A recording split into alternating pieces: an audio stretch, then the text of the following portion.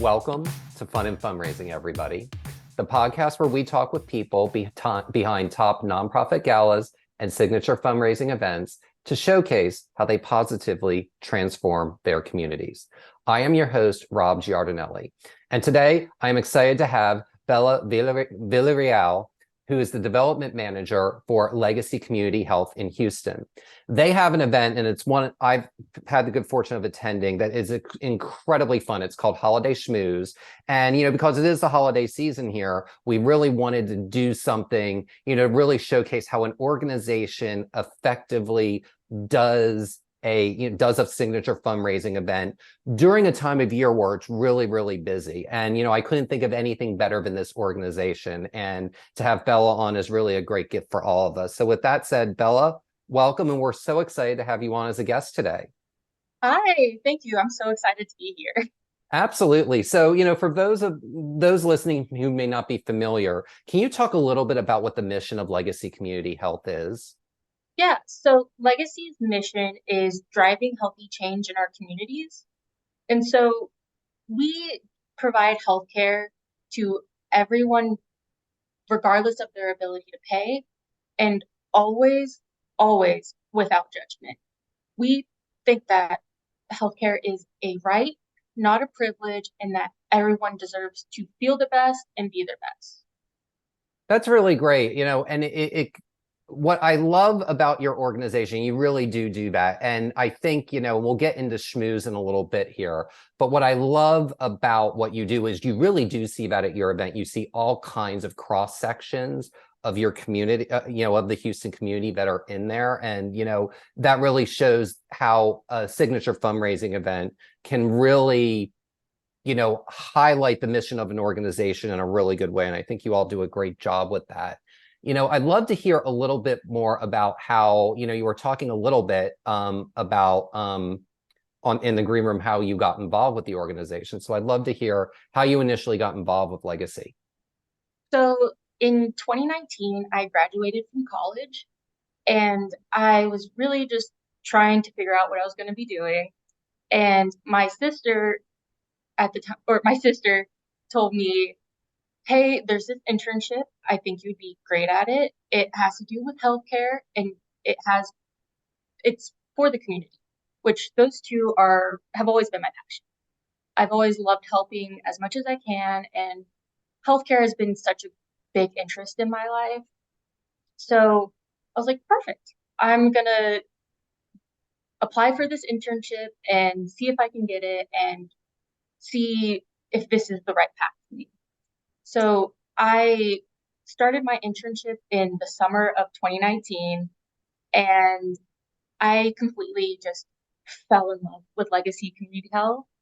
I joined the development team and I realized that with fundraising, there's a different way that you can really just help people that's not patient facing.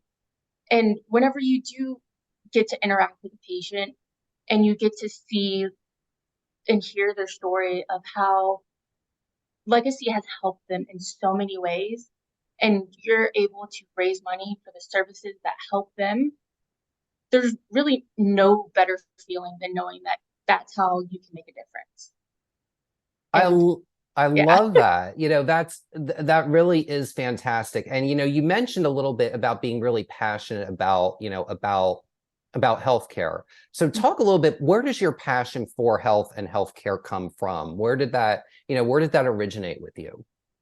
So my degree is in health science, and it's always just been something that I've been very interested in, just making sure that your body as well as not like your mind, health and just the general being has always been very important to me. It's always been something that's interested me, and I just love that I can have this sort of way of just helping out as much as I can.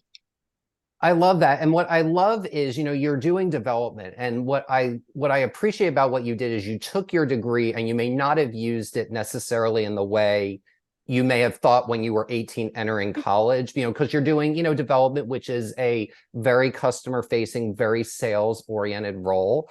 But at the same time, when you interned, you fell in love with the organization and you really realized that your passion has branches, much like a tree. So, your passion, the root or the trunk of the tree is your passion, but there's different ways that you can go about, executing and implementing that. And I think it's really great that you saw that and you saw where you would fit and be at home within an organization within your passion. And I got to imagine that that probably helps stretch you too professionally.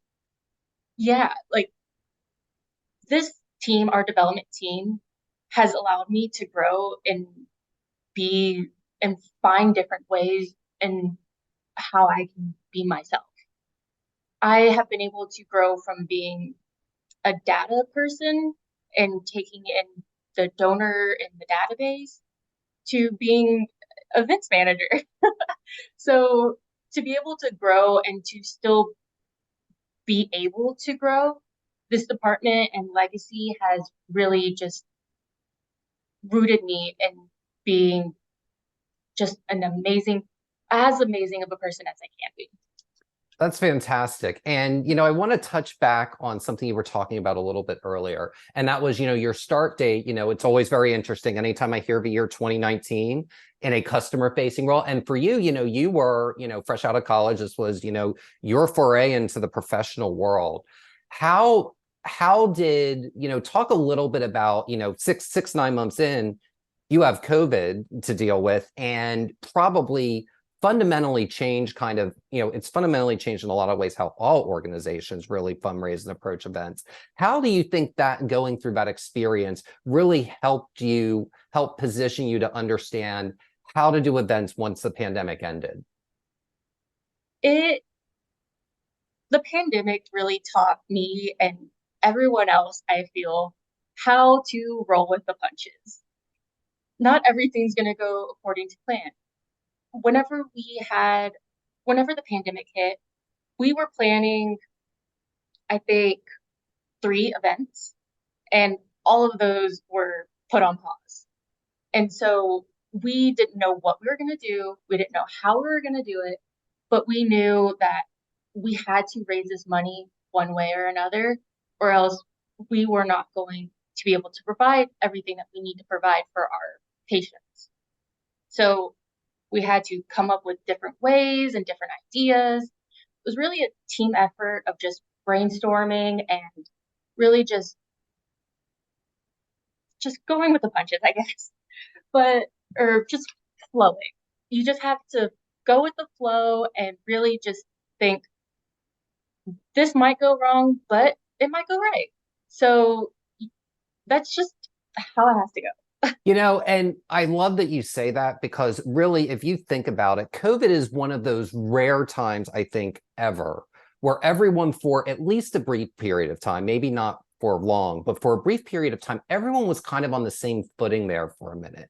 And because of that, and I still see it today, even a couple of years later, there's definitely more innovation now with fundraising as a result of that. And I got to imagine, you had to raise these funds, when you're customer facing and you're a medical organization, obviously you could not do that. I mean, no one really could, but you all as a medical organization really couldn't do that. So I love that, going with the flow and just really kind of trying and not being able to try new things.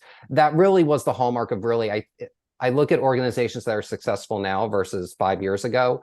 All of them have that in common. They took that period of time to try new things because they had to. I mean, it's always interesting when it's forced, but when it's forced, sometimes the innovation can come. And, it's really great to hear that. And, I know we're here to talk a little bit about Holiday Schmooze, but before we do that, I want to touch on something else you were talking about earlier. And that is, so for those that don't know, Bella's sister Victoria was on a few episodes ago to talk about an event that she is co-chairing for the Bush Literacy Center, which was the recent Storybook Gala. So, talk a little bit, I'd love to hear, I always am fascinated, especially when you've got siblings that are both, in the philanthropy world, but maybe in different areas, and they're involved in different things. Where did you get that, both of you find that growing up? So I really think that our parents pushed us to really think of others as well as making sure once we ourselves were great, or sorry, um, whenever I get passionate, I tend to get a little tongue-tied. But so our parents really pushed us to think of others as well as ourselves. So whenever we ourselves are able to give our time or our experience or our financials, our parents pushed us to really think that we are able, or our parents taught us that we can do good for others. So my sister and I, we really took that and ran. So she's she is 8 years older than me. So she was able to get her ground footing before me. But whenever I saw her and all the great things that she did, and as I was in college and doing what I was doing, I realized she is my biggest role model. And I wanted to be just like her. So whenever I was able to find my footing in fundraising, I really just tried to model myself after her, but still incorporate myself in it. But I really think that my philanthropy and my giving comes from watching her as well as my parents. And I think for her, it's just internally and our parents. She's just great. That's amazing. I love that, your parents instilled that in you. And the other thing that I love, and it's something we talk about on this show frequently, is that there is different ways to give. And you talked about that. It can be your time, it can be monetary.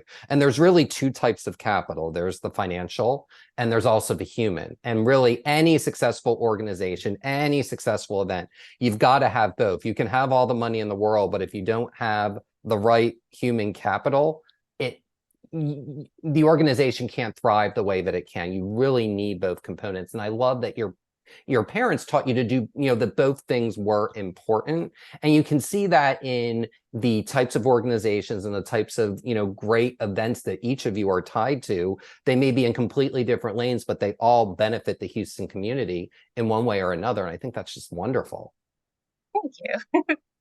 Absolutely. So, so let's talk a little bit about Holiday Schmooze. So one thing that I love about this event, and one thing that I think makes it truly unique, there's very few events where it's a cocktail party. There isn't, seating that you go to a scheduled table. I mean, you're really getting to mingle. Yes, and we'll talk a little bit about, some of the ways that you get people to kind of focus as we go on here. But, how have you found that what are some ways that you find cocktail parties are different from galas? So, like you said, I believe that cocktail parties are just more relaxed. With a gala, it's a very formal timeline. You have to stick to it. There's not very much time to socialize with people there. And it's just very a strict deadline per se. With cocktail parties like a holiday schmooze, you're there to schmooze. You're there to have fun. You you're there to catch up with the people that you haven't seen in a while, that you haven't really talked to.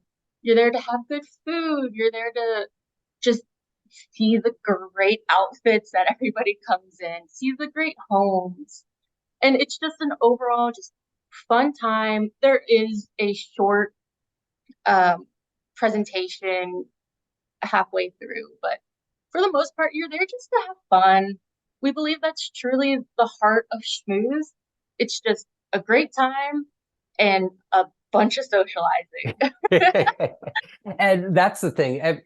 Houston, someone was asking me the other day about, talk about each city. And I said, if Houston, if I were to describe the Houston social scene in one word, it's fun, because everyone brings the fun, and the fun comes through, like you were saying, the outfits that people wear, because there's nothing better, a better conversation starter than someone who's wearing something that's really interesting. You're like, where did you get that? Or how did you put that together? And it can forge all these new friendships. And, you all have the added bonus of being during the holidays. So not only do you get people maybe not holiday festive, but you do get people holiday festive, and they're all thrown in a room together. And it creates this, this great synergy. So what is a piece of advice you would give to somebody, because what I think you all do is exceedingly rare in that it is a successful fundraising event during the holidays. So what's a piece of advice you would give to somebody looking to do that? I truly think that the best thing that you can have is a great team to support you. I do not think I could do this by myself. I am so thankful for the team that I have and the well of knowledge and experience that they provide. And really, any question that I may have, they have an answer. And I'm just so grateful for them. And truly, I think the best support is a great team. That's great. I completely agree with that. And I think the other thing, because we always say that it's a multi-leg stool, and the team is not just the Legacy Community Health team. It's also, the committee you may have or the chairs you may have. And I know that the year that that I went, I mean, you had two of Houston's most prominent hosts in Becca Case-and-Thrash and Phoebe Tudor co-chairing, among the co-chairs of this event.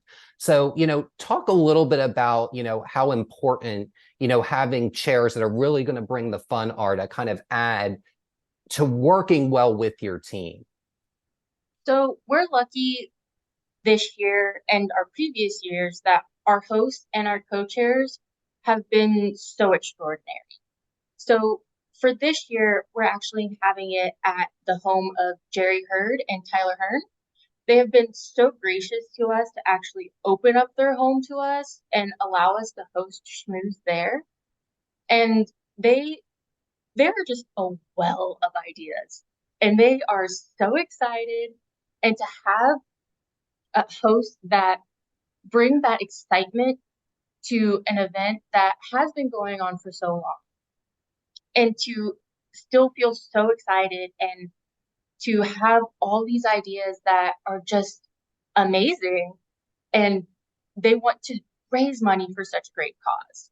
It's so great to actually see that and to experience that. And it just brings life back into the event and into fundraising.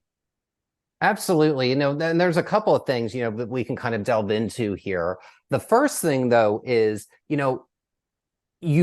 the thing that's always fascinating about your event is that more often than not always, but on most years, it is at somebody's home. So talk a little bit about, how you all are successfully able to get different people. And it's not the same home every year. And I think that's what makes Schmooze really special, is a lot of times it tends to be the same home over and over again if something is at someone's home. Yours rotates. So what's one piece of advice you can share what the secret is of successfully working with a homeowner that both respects the organization, but it also respects that they're giving their space to you? Really, we are just, I don't know any other way to say it, but we're so extremely lucky. Our Chief Development Officer, Sheree Boydston, she is a rock star when it comes to just being the person that everybody loves. And everybody's willing to just do whatever they can for Legacy because Sheree is so amazing. And because Legacy is also such a great organization. But we're just lucky that our every single host from the past actually, Schmooze has been going on since the 90s. But we're just so lucky that they believe in Legacy's mission. They believe in the reason why we raise money.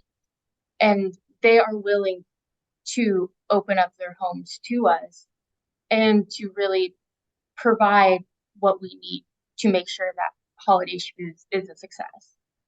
Absolutely. And, the thing is, because it has been going on for such a long time, and the thing is, a successful event, if you're really lucky, you can get lightning in a bottle, but it's very rare. But the thing is that you've got a track record, and you've got a track record of amazing hosts and amazing homes that you've been in year after year. No homes burned down. The news crews haven't been called. So you all are doing something right in that, you've established this trust with the community, and you've established this trust with the donors, because to have someone come into their home, especially during the holidays, I mean, that's a really big, tall ask.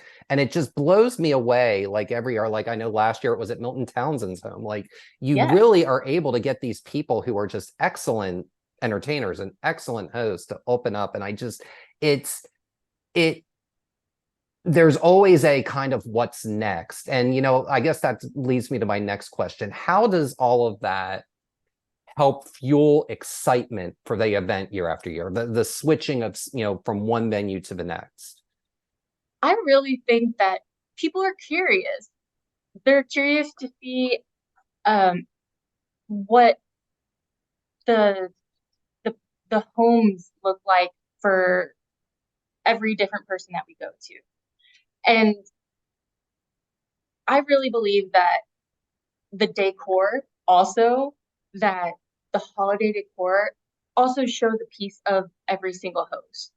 And I think that that keeps it fresh. And I think people are able to really see into not only the home, but into the people as well.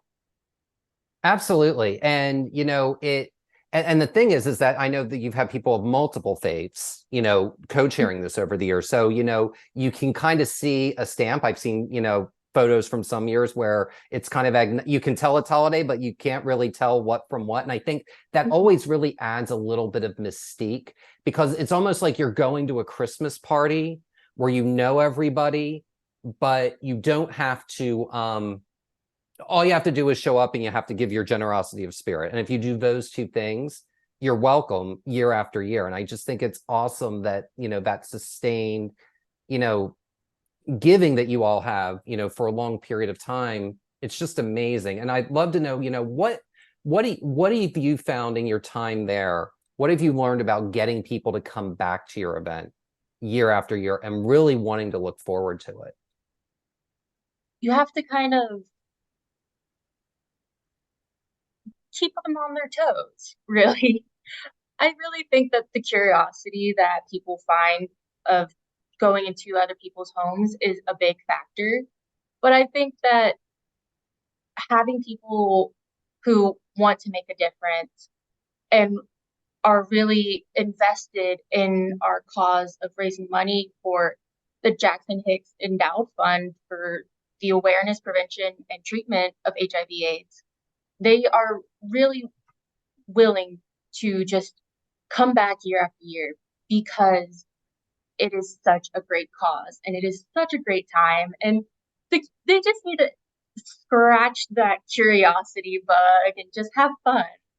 Absolutely. And that literally Houston, that, like I said earlier, that is the middle name of, of Houston as a city. So I know that this year, I know that, I've been given some really high level information, but I don't know much on how you are evolving the event a little bit this year. So I know that there's some different elements. So would you be able to kind of share some of the new things, that, some of the newer things that you're going to be putting into the event this year? So there's a few things that we're introducing this year that we want to kind of keep a surprise.